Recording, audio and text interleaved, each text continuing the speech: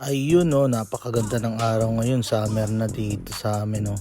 Sabi ni Mike, pare may parcel ka sa baba. Ang laki. To pre, umorder ka ng poste. Sabi ko, gagi, hindi. Umbrella yan para doon sa balcony natin. Sarap nito tumambay sa harapan. Sabi ni Mike, sakto pre, ang sarap dito maginom. Uy, alam na this. Yan naman yung ngiti naming dalawa dyan, no?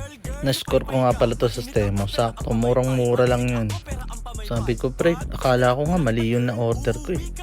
Sabi ni Mike, di pre, solid nga to eh. Tino mo naman, no? Quality. So yan, no? Binaba muna namin ulit yan kasi mali pala yung kabit namin. Meron pala tong kasamang solar panel. Ayan, para kahit gabi, meron yung ilaw na naka-built-in. Eh di, binalik namin, no? Yan, kinabit na namin ulit. Sabi ko, tol, may parang mali nga yata.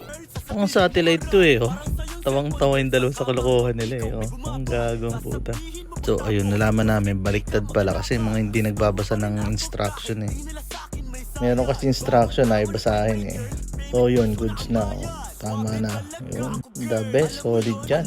So, sobrang lakas ng hangin, tinatangay kami dyan, oh. Sabi ko kay Mike, tol, kailangan pala natin dito ng pabigat ng bato ba? Sabi Mike, tara tol, score tayo ng bato. Ay ko gagawag. Yun lang.